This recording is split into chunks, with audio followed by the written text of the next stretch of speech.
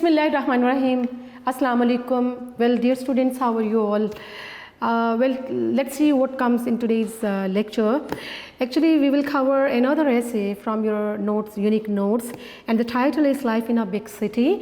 आज हम एक नेक्स्ट essay जो है आपके नोट्स में से करेंगे, जिसका टाइटल क्या है, life in a big city, के बड़े शहर में ज़िंदगी। बेटे इसके कुछ कोट्स जो हैं वो मैंने लिखे हैं सामने, वो कोट्स आप देख लीजिए कि क्या है, उसको नोट कर लें। 1 2 3 4 5 6 7 कोट्स लिखे हैं। Number 1, God made country and man made town, कि ये जो तमाम ग्रीनरी नेचर क्या है हमें ये विलेज में नज़र आती है, और नेचर खुदा का शाहकार है, लेकिन ये जो टाउन्स हैं, जो ह्यूमन सेटलमेंट्स हैं, ये मैन मेड है। ठीक है जी। In cities life is heaven for the rich and hell for the poor. शहरों में देखें तो ज़िंदगी जो है अमीरों के लिए क्या है, एक हेवन है, और गरीबों के लिए full of calamities. Number 3, cities teach me nothing but the people living in them do. Cities हमें कुछ सिखाते नहीं, बल्कि वहाँ के लोग रहने वाले जो हैं वो हमें बहुत कुछ सिखाते हैं। Man's course begin in a garden and ends in a city, कि इंसान जो है उसकी ज़िंदगी का जो ह्यूमन सिविलाइजेशन का आगाज़ क्या है, नेचर से हो रहा है ना, नेचर से। ठीक है ना, फिर ह्यूमन सेटलमेंट आई हैं, फिर सिटीज़ आए हैं, और फिर डेवलपमेंट हुई है। फिर आगे एक स्टेंजा है, busy life busy roads and still no comfort in heart, it's a big city. बड़े शहरों में क्या है, बिजी रोड है और बिजी लाइफ है, लेकिन there is no comfort, no peace of mind at all, and this is the big city indeed. फिर है number 6, nature and fresh air are the only things a city lacks, के nature और fresh air, ये दो चीज़ें हमें city में इनका फुकदान नज़र आता है। Number 7, a big city with all the amenities of life has beauty and charm of its own. एक बड़ा शहर जिसमें तमाम एमेनिटीज़ सहूलियात हैं और has beauty and charm of its own, इसकी अपनी ही खूबसूरती है बड़े शहर की। ठीक है, तो बेटा let start this essay from your notes. देखिए बेटा, first of all let's talk about the city life. You know that the city life is ever growing, it is ever moving. We see that there are hundreds of thousands of opportunities to excel both personally and professionally in a big city. And similarly we see that the people who live in cities, they are smarter, they are intelligent as compared to the people who live in villages or who live in rural areas. And we see that there are various activities, there are a variety of activities available in cities. At the same time, we must say that in cities we live away from nature. We find ourselves cut off from nature. The people who live in big cities, they are all the time busy in their routine activities, in their quest to earn more and more money, to make their life more comfortable and convenient. And in this way we find that although the people who live in city, they wear good clothes and they have good manners, yet sometimes we find them very cunning, very selfish and very insincere, and the sole purpose remain to provide themselves with all the amenities and facilities of life, yet they are devoid of the true happiness, the true joys of life. They lack the true peace of mind indeed. ठीक है, तो शहर में रहने के कई फ़वाइद भी हैं, कई नुकसानात भी नज़र आते हैं हमें, और हम इसको विलेज लाइफ के साथ कंपेयर कर सकते हैं। तो पढ़ते हैं बुक में जी आपके क्या लिखा है। Poets have often praised the country at the expense of the city.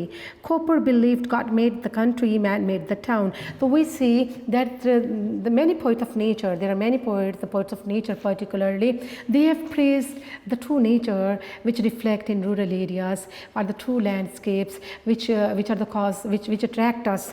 So this is the real beauty indeed, and they say that this beauty is preferable than all the amenities and facilities of city life. And Cooper जो था वो क्या कहा करता था, God made the country and man made towns, यानी जो human settlements हैं ये इंसानी हाथों का कमाल है, इंसानी हाथों ने बनाई हैं। और जो हम कंट्री की बात करें, विलेज जो है उसकी तमाम तर जो खूबसूरतियाँ हैं, रानाइयाँ हैं और हुस्न है, वो क्या है, उसमें खुदा की कुदरत हमें नेचर जो है झलकती हुई नज़र आती है। But this is a one-sided view. People who live in a big cities like London or Lahore always find something romantic in the villages where they have never visited. So we see sometimes people who definitely live in big cities like that of Lahore, Karachi, Islamabad or London or the many other big cities of the world. They are fascinated or captivated by the beauty of nature that is found in rural areas. But that is the beauty only from a distance. If one happened to go over there, one really feels sometimes disgusted to see the very unhygienic conditions found over there. And every citizen in a big city enjoys many facilities. He has all the amenities of life. Yani, when we talk about the life of a city, we see that the city dweller, the person who dwells, who lives in a city, he finds thousands of opportunities in a city. And what type of opportunities or facilities are found, we will talk about them in detail.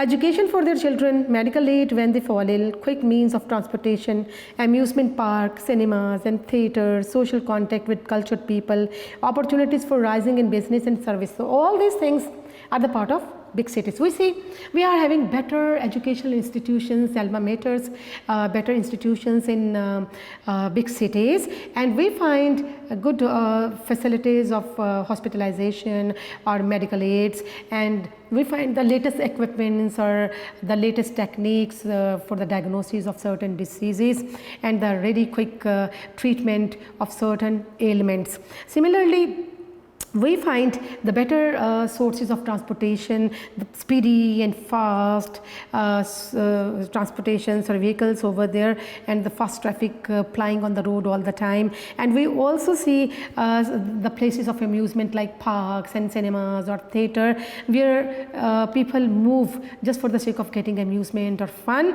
And we also see that the cities are the centers of culture and civilization, and people move there just to rise in their business, to promote their trade and commerce. तो बड़े शहरों में क्या क्या opportunities है, तालीम हासिल करने के बेहतरीन मौक़े हैं, तिबी सहूलियात भी इंतहा है. इसके अलावा हम देखते हैं कि वहाँ पर ट्रांसपोर्टेशन का सिस्टम बहुत ही ऑर्गेनाइज्ड है और जो ह्यूमन सेटलमेंट्स हैं वो भी बड़ी ऑर्गेनाइज्ड हैं. और इसके अलावा हम देखते हैं कि वहाँ बिज़नेस, कॉमर्स और ट्रेड फ्लरिश करने के मौके बहुत बेशुमार हैं. वहाँ पर पार्क्स हैं, सिनेमास हैं, थिएटर्स हैं, यानी there are so many activities found in big cities for people can enjoy themselves in the true sense. लोग सही तौर पर अपने आप को इन चीज़ों से लुत्फ़ उठा सकते हैं. कंट्री लाइफ, अब हम क्या करेंगे, we will talk about the drawbacks और the disadvantages of country life. अब विलेज लाइफ के नुकसानात की तरफ थोड़ा सा आते हैं. Country life has many disadvantages. Latest inventions of science never reach a village. People live in a dark, stuffy room. When a man fall ill, he is treated by quack.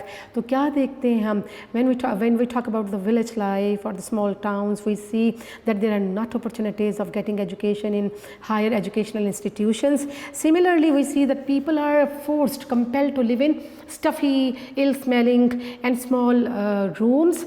And when anybody falls ill, he just go to ill practitioner or go to quack to get the remedy of the ailments. ठीक है, तो बाज़ दफ़ा जो है वो गाँव की ज़िंदगी कैसी है, स्टफ़ी माहौल है और बहुत सफोकेटेड और डार्क रूम्स में लोग रहते हैं और वहाँ पर एजुकेशन की फैसिलिटीज़ नहीं है, हॉस्पिटलाइजेशन नहीं है प्रॉपर. व्हेन ट्राइबल फ्यूड्स क्या होगा, quarrels and foolish jealousies are common features of the country life. तो which are the common features of country life? हम देखते हैं ट्राइबल फ्यूड्स, कबायली झगड़े होते हैं, तनाज़े होते हैं. इसके अलावा जेलसीज बहुत ज़्यादा है, लोगों में हसद बहुत ज़्यादा है, मारधार बहुत ज़्यादा है, फसादात बहुत ज़्यादा हैं, बहुत ज़्यादा स्ट्राइफ्स हैं. People are ignorant, superstitious, meddling क्या होता है, इंटरफियरिंग, मदाखलत करने वाले, दखल अंदाजी करने वाले. लिटिजियस क्या होता है, इंक्लाइंट टू डिस्प्यूट, झगड़ालू.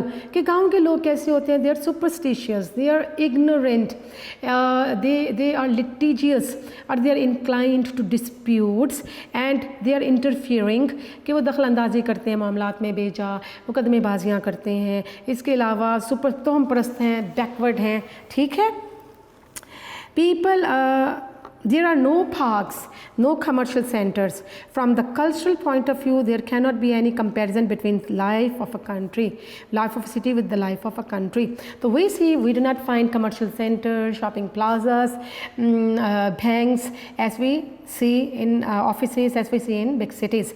So from cultural point of view, we see that there is no comparison of a city with that of a village. कि सिटी का हम विलेज के साथ कंपेयर कर ही नहीं सकते. जितनी एडवांसमेंट डेवलपमेंट हमें सिटी में नज़र आती है, उससे विलेजेस महरूम हैं. फिर हम क्या करते हैं, अभी हमने ड्रॉबैक्स पढ़े किसके, विलेजेस के. अब हम ड्रॉबैक्स थोड़े से पढ़ते हैं सिटी के. The drawbacks of the city life. City life has its drawbacks too. In a big city, the atmosphere is always heavy with smoke and soot. Most of the people live in unhealthy surroundings in factories and workshops. So we see that most of the cities or big cities are mostly overcrowded, overpopulated, and there are many factories and industries in the cities and outside or in suburb areas, which make the atmosphere polluted and contaminated, and it is all the air is always heavy with smoke in the cities. And people sometimes they are bound, they are compelled to live in factories, in workshops, in very stuffy atmosphere, dark and stuffy atmosphere. Cinemas, theaters and recreational parks are the breeding places of vice and corruption. So when we talk about the cinemas, when we talk about the theaters, so these are the places where all the vices flourish. ये क्या है, बुराइयों की जगह हैं, बुराइयाँ पनपने की. In country life we have no such temptation. In cities people are self-sufficient, hence selfish. Again we see, when we talk about the people who live in cities, we see that they remain busy day and night in their quest to earn money for themselves, to facilitate themselves. So in this way we find sometimes that although they wear good clothes, although they have good manners, yet mostly they are greedy, cunning and selfish.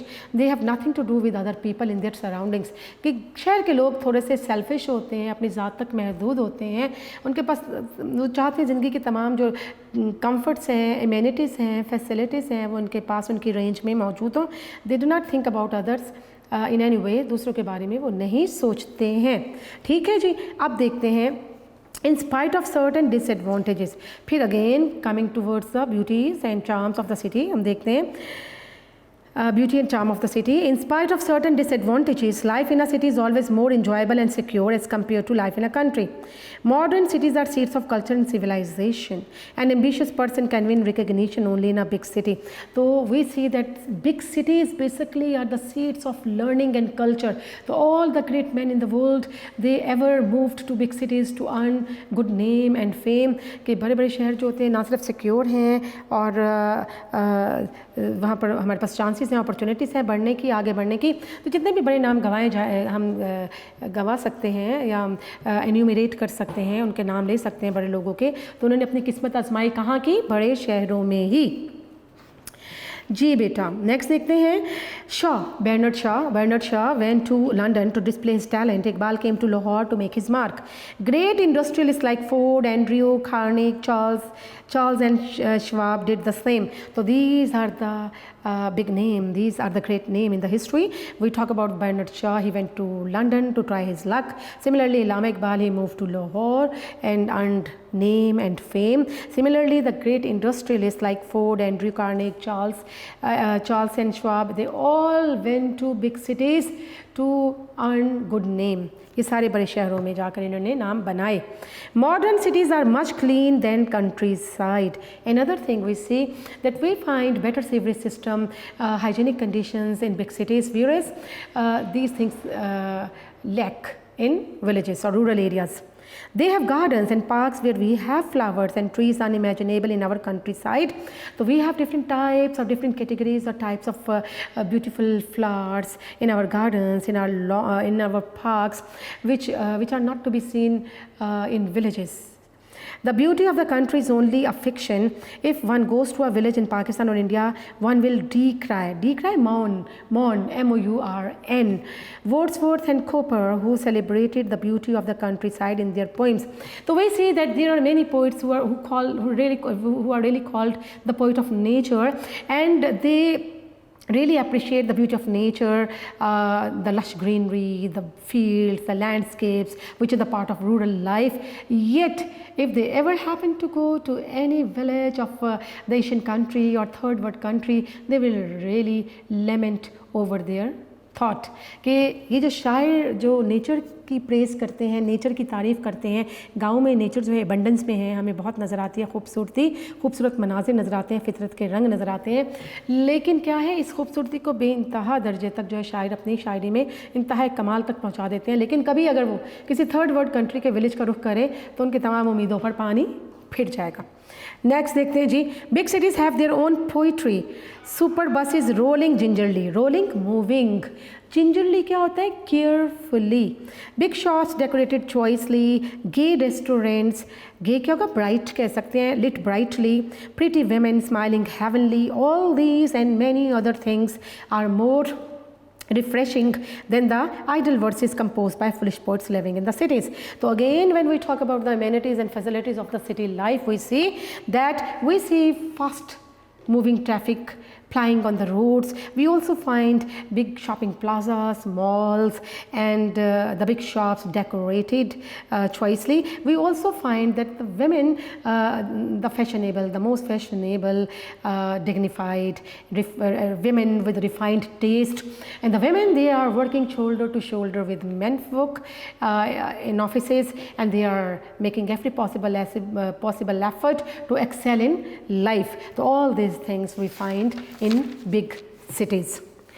जी बेटे next देखते हैं, although big cities are expanding day by day and this expansion of cities poses का मतलब to cause a risk, to cause a threat. Cities poses a lot many problems and difficulties such as the provision of civic amenities, roads, hospitals, schools and colleges. Yet it is city that attracts the people.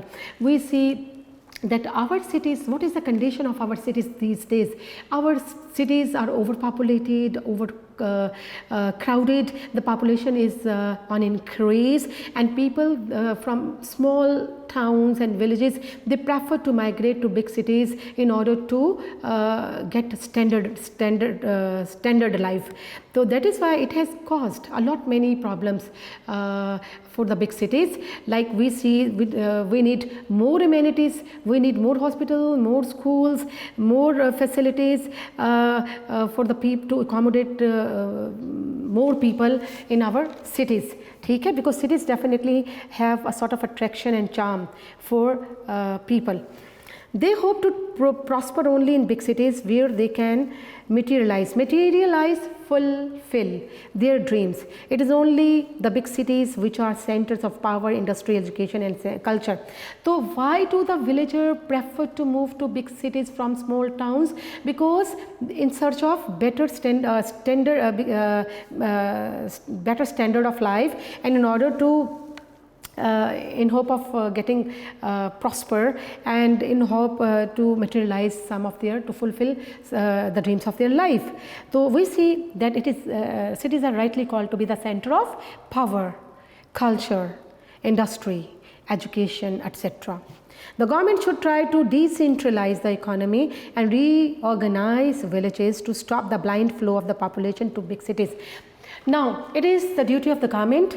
Government has to take measures. Government has to take step to stop the evacuation or migration of the people from rural areas to big cities. ठीक है, they have to stop this migration of the blind migration of the people from villages to big cities in order to, and they have to make an effort to accommodate the people, the villagers at their own places, at their own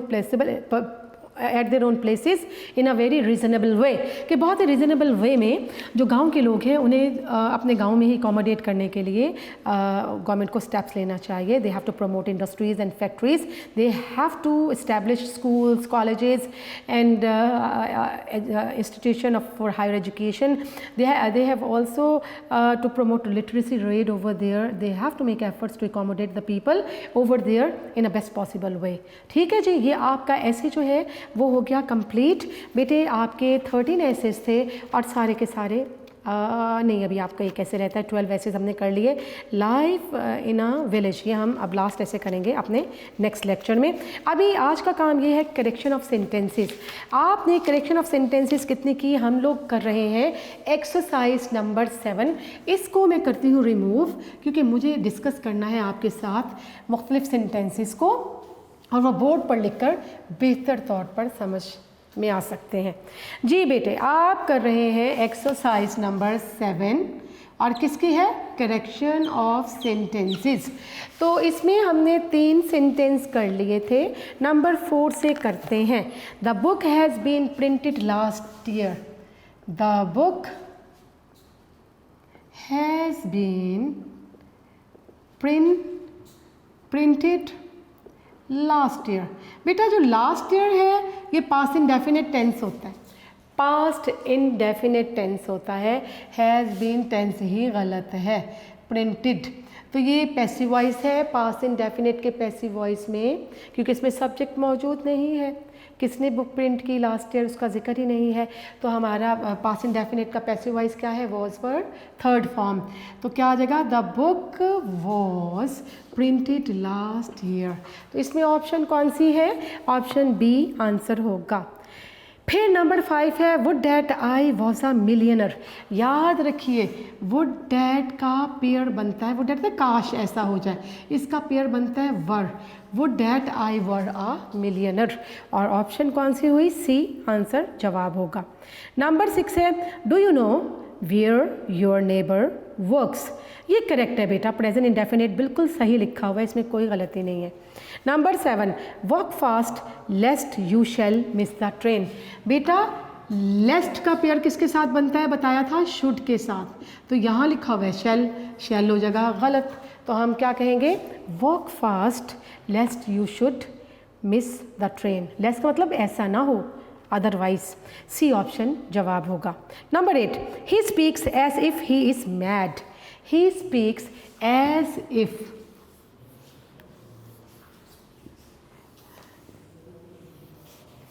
जी बेटे आपके पास आता है he speaks as if he is mad. As if जो है हमेशा इसका pair बनता है वर, ये अपने साथ लेता है वर, तो मैं क्या करूँगी इसका जवाब, he speaks as if he were mad. C option जवाब है। Number 9 if he will come I will help him.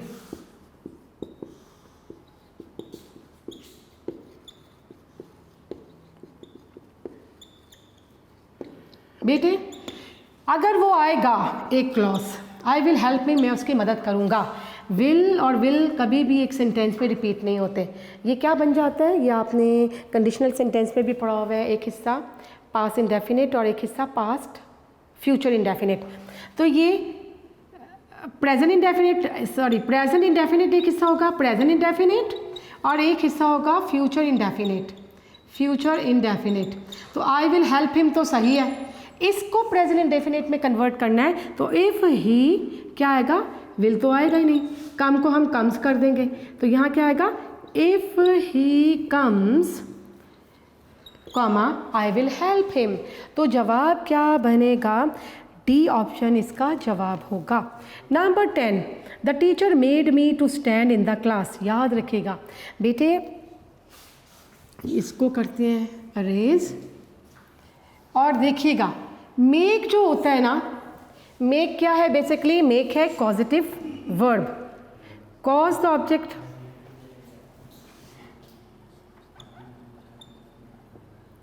Causative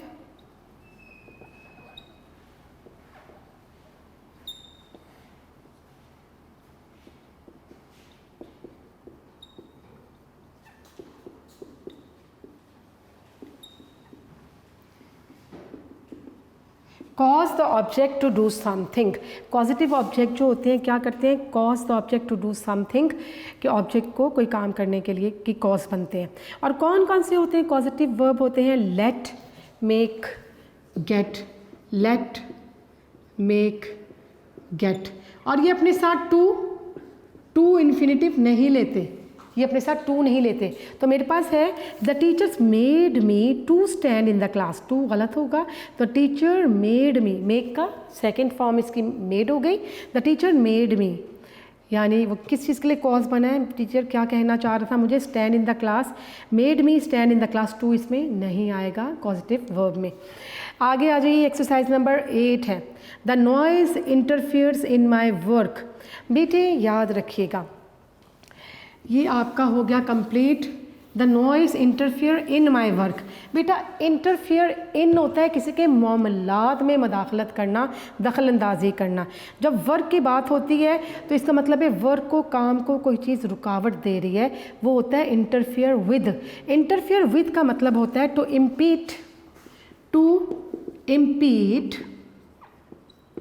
to obstruct, रुकावट का सबब बनना। ठीक है, तो यहाँ आएगा the noise interferes with my work, मेरे काम में रुकावट का सबब बन रही है आवाज़। आगे देखिए बेटा, my shirt is superior than yours. मैंने बताया था जिन एडजेक्टिव्स के आखिर में आई ओ आर आता है वो लैटिन एडजेक्टिव्स होते हैं, कंपैरिजन के लिए टू इस्तेमाल करते हैं, देन नहीं। तो यहाँ आएगा माई शर्ट इज़ सुपीरियर, क्या है, लैटिन एडजेक्टिव, और ये अपने साथ क्या लेगा कंपैरिजन के लिए, देन नहीं लेगा, टू लेगा।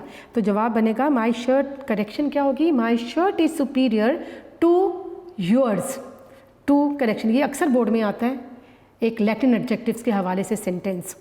आगे है the pen is to write, incomplete sentence, the pen is to write with, हमें बताना है उसके साथ लिखा जाता है, the pen is to write with, D option जवाब है।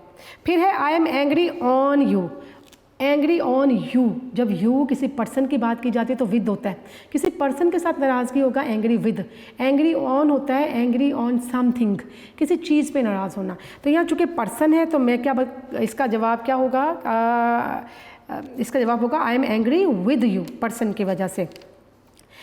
तो मैं कहूँगी कि यहाँ पर विद लगाएंगे, आई एम एंग्री विद यू। फिर है she congratulated me for my success.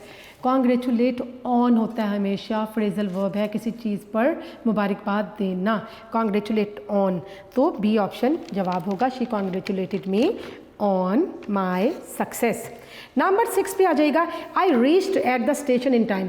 बेटा मैंने आपको बताया था करेक्शन की डेफिनेशन करवाते हुए कि रीच एक ऐसा वर्ब है जो अपने साथ प्रेपोजिशन नहीं लेता है, तो यहाँ पर आएगा I reach the station in time, B option जवाब होगा। Number 7, he writes with red ink, नहीं, he writes with pen, pen वो कलम, वो औजार, वो हथियार है जिसे लिख रहे हैं, इंक में यानी वो जो है I writes in red ink, writes in होता है किसी स्याही के साथ, किसी स्याही में लिखना, किसी स्याही रंग में लिखना, वो राइट्स इन होगा। ठीक हो गया बेटा, he writes in red ink, सही प्रपोजिशन ये होगी।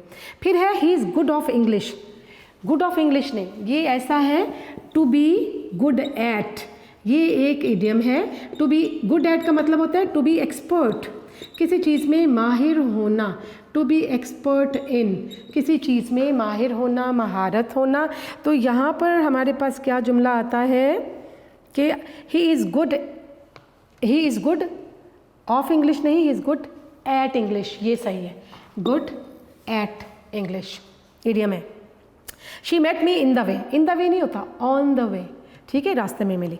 She resembles to his father, again resemble एक ऐसा वर्ब है जो अपने साथ टू नहीं लेता, कोई प्रेपोजिशन भी नहीं लेता, तो ही रिजेंबल्स हिज फादर, इसमें प्रेपोजिशन नहीं है, डी आंसर जवाब होगा। एक्सरसाइज नंबर 9 पे आ जाइएगा। एक्सरसाइज नंबर 9 में आपको बेटा क्या बताया जा रहा है, फ्रीडम कंसिस्ट ऑफ करेज। बेटा कंसिस्ट ऑफ होता है मेड अप ऑफ, किसी चीज़ का बना होना, वुडन, कोई स्टील का, वुड का, किसी चीज़ का बना हुआ। लेकिन जब हम बात कर रहे हैं एब्स्ट्रैक्ट नाउन्स की तो उसके लिए आएगा कंसिस्ट इन। कंसिस्ट इन का मतलब होता है to be essential part of, to be, consist in का मतलब to be essential part of, अहम जुज़ होना। अगर मैं कहती हूँ freedom consist of courage, consist of courage, तो कंसिस्ट ऑफ का मतलब होता है मेड अप ऑफ, किसी चीज़ की बनी हुई, आज़ादी जो है वो करेज की बनी हुई है, ऐसा तो नहीं मुमकिन, तो ये गलत मीनिंग होगा। कंसिस्ट इन का मतलब अहम हिस्सा होना, जुज़ होना, इंटेग्रल पार्ट, तो यहाँ पर आएगा freedom consist in courage, abstract nouns के साथ कंसिस्ट इन। आगे देखें, शी बस्ट इन टीयर्स। बेटा एक इडियम है बस्ट इनटू टीयर, ज़ारों के तार रोना, बस्ट इनटू लाफ्टर, बेतहाशा कहे लगाना, तो यहाँ बस्ट इनटू आएगा, ठीक है। ये सही आंसर क्या होगा, B answer. Number 3, we fear from God. Fear जो होता है उसका मतलब होता है खौफ खाना, खौफ रखना। वी फियर फ्रॉम गॉड नहीं, जब फियर वर्ब के तौर पे इस्तेमाल होता है तो अपने साथ प्रेपोजिशन नहीं लेता। जवाब क्या आएगा, we fear God. D option correct है। फिर है at the end I got the job. At the end नहीं होता, at the end of journey होता है या कुछ इस तरह, लेकिन जब हम कहते हैं एट द एंड फाइनली, वो उसे कहते हैं इन द एंड फाइनली, बिल आखिर, at last I got a job, बिल आखिर मुझे जॉब मिल गई। तो the correct preposition is at the end, यानी sorry in the end. The correct preposition is in the end. In the end means finally, at last. फिर आपके पास number 5 आता है, एक्सरसाइज नंबर 9 है, सेंटेंस नंबर 5 है, please open your book on page 94। बेटा हम British English follow करते हैं और ब्रिटिश इंग्लिश में जो है एट आता है, एट पेज नंबर दिस और that, to open a specific page. Specific page opening के लिए एट इस्तेमाल होता है ब्रिटिश इंग्लिश में। Please open your book at page number 94।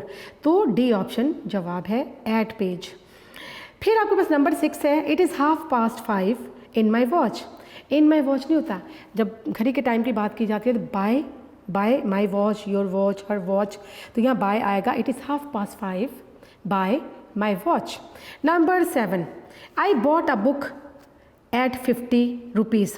Eight 50 rupees नहीं होगा, जब यहाँ पर रुपीज़ मैंशनड है तो आपके साथ बॉट 4 आएगा। बाय 4 होता, बाय 4 का मतलब ही होता है एक पर्टिकुलर अमाउंट जो कि मेंशन है उसमें चीज़ों को ख़रीदना। आई bought a book for 50 rupees आएगा। नेक्स्ट देखिएगा, the teacher spoke for bad habits. बेटा आपके पास है the teacher spoke for. Spoke for का मतलब क्या होता है, बैड हैबिट के बारे में वो बात कर रहा है, लेकिन स्पोक फॉर का मतलब तो होता है रिप्रेजेंट करना, किसी चीज़ की नुमाइंदगी करना। तो टीचर जो बैड हैबिट्स की नुमाइंदगी तो नहीं कर रहा, वो उसके मुतालिक बात कर रहा है, तो हम कहेंगे the teacher spoke about bad habits. D option answer होगा। Number 9, there is another side of this question. There is another side of this question. बेटे जब हम पर्टिकुलर साइड का, पर्टिकुलर क्वेश्चन का जिक्र कर रहे हैं तो वो किसी चीज़ को इंडिकेट कर रहे हैं तो टू प्रेपोजिशन इस्तेमाल होगी। There is another side to this question, preposition की गलती है। फिर आपके पास नंबर 10 पे है, I can not buy it for such a price. बेटा एट सच के साथ आएगा buy at such a price, ठीक है। बाय एट का मतलब क्या होता है, to purchase something at a particular price. इसमें प्राइस मेंशन नहीं है, इसलिए बाय एट यहाँ पर प्रेपोजिशन आएगी। बाय एट उस वक्त इस्तेमाल होती है जब हम कहते हैं to purchase something at a particular price, और प्राइस मेंशन यहाँ पर नहीं है, ठीक है। तो इसलिए यहाँ पर एट आ जाएगा, बाय एट। आप एक्सरसाइज नंबर 9 की तरफ आ जाएं। इम्पोर्टेंट है आपके पास, एक्सरसाइज नंबर 9 ही करेंगे आज के इस लेक्चर में। इस एक्सरसाइज को भी हम लोग इंशाल्लाह ख़त्म करेंगे। एक्सरसाइज नंबर 9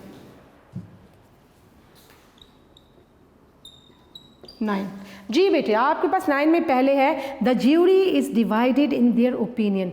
ज्यूरी क्या है, jury basically a group noun, एक ग्रुप नाउन है और ये अपने साथ क्या लेता है, प्लूरल वर्ब। ये अपने साथ प्लूरल वर्ब लेता है, एक ग्रुप नाउन है।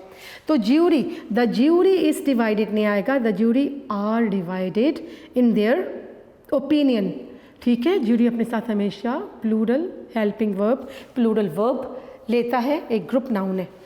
आगे देखें, he can not pull on well with his wife. बेटा ये एक इडियम है जो कि कंप्लीट नहीं लिखा। यहाँ हम क्या कहते हैं, pull on well with. Pull on well with होगा बेहतर तौर पे गुजारा करना। He can not pull on well with his wife, ठीक हो गया बेटा। He can not pull on well with, to pull on quite well, idiom सही क्या है, to pull on quite well. तो बी ऑप्शन आंसर है। फिर नंबर 3 है, who are you expecting now. Who are you नहीं, हुम आर, कि किसको, हु मीन कौन, हम किसको एक्सपेक्ट कर रहे हैं, तो हुम आ जाएगा, बी ऑप्शन। नंबर 4 है 100 ईयर्स मेक अ सेंचुरी। बेटा 100 ईयर्स तो होता है सैकड़ों साल, सैकड़ों सालों को 100 ईयर्स कहा जाएगा। तो बेटा 100 years make a century 100 years make a century basically, तो यहाँ हम लिखेंगे 100 years make a century. B statement is the correct one. Number 5, walk with care lest you should not fall. बेटा लेस्ट तो है ही नेगेशन वाला वर्ड, लेस्ट का मतलब ही है ऐसा ना हो, इसमें नॉट नहीं आएगा, नॉट एडिशनल लिखा हुआ है. Walk with care लेस्ट you should fall down, तो ए ऑप्शन आंसर होगा. नंबर 6 देखिएगा, he was ashamed for his misconduct. तो आपने बेटा अशेम फॉर नहीं होता, अशेम्ड ऑफ होता है, किसी बात पर शर्मिंदा होना, ashamed of. B option answer होगा, बी स्टेटमेंट आंसर होगा. नंबर 7 है, the teacher asked that who had broken the chair. The teacher asked that who had broken the chair. बेटी याद रखना है, डैट नहीं लगता जब हम हु लगाते हैं, ठीक है. जो क्वेश्चन स्टेटमेंट होती हैं, क्वेश्चन स्टेटमेंट में हु से पहले डैट कभी भी नहीं आता. आपने डायरेक्ट इनडायरेक्ट भी पढ़े हुए हैं जिसमें इंटेरोगेटिव स्टेटमेंट्स भी थी, तो इसमें डैट गलत है. तो हमारे पास जवाब क्या होगा, the teacher asked who had broken the chair. B option, B statement जवाब है. Number 8, he said that he cannot help मी.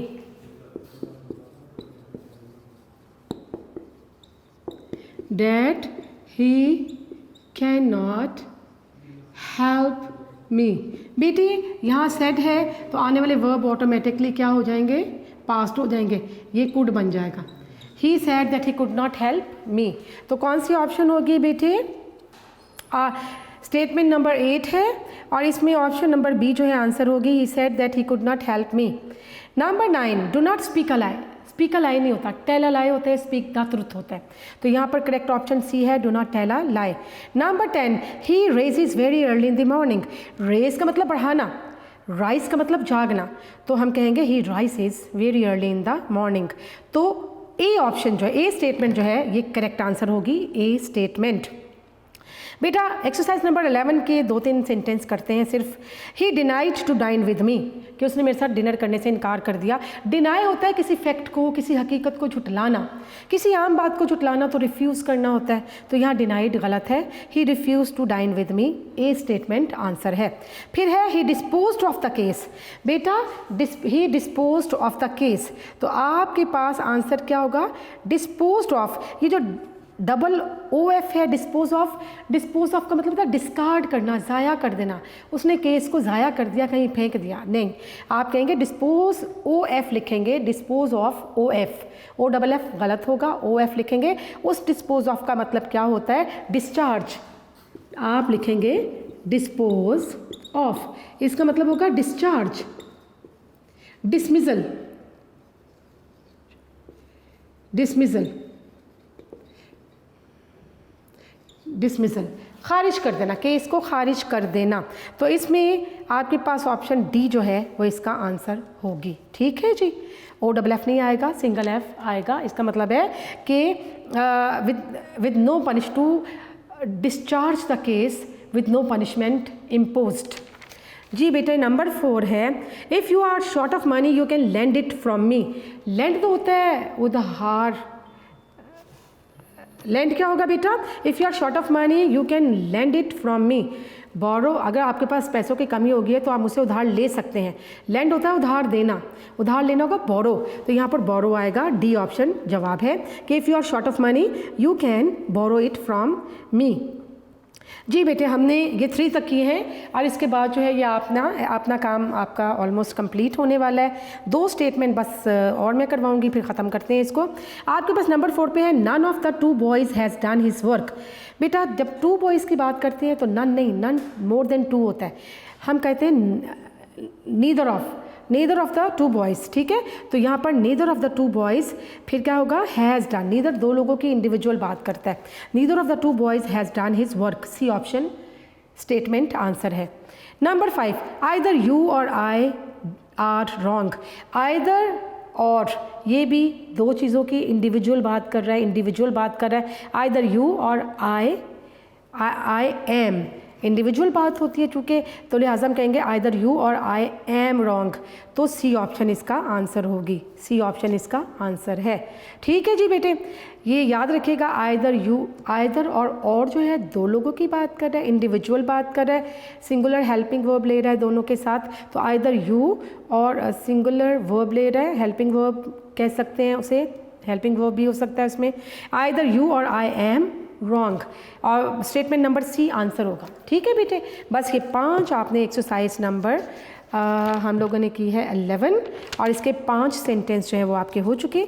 इंशाल्लाह बाकी जो है the rest of the work इंशाल्लाह we will complete in our next lecture. Thank you very much बेटा, stay blessed and take care, अल्लाह हाफिज़।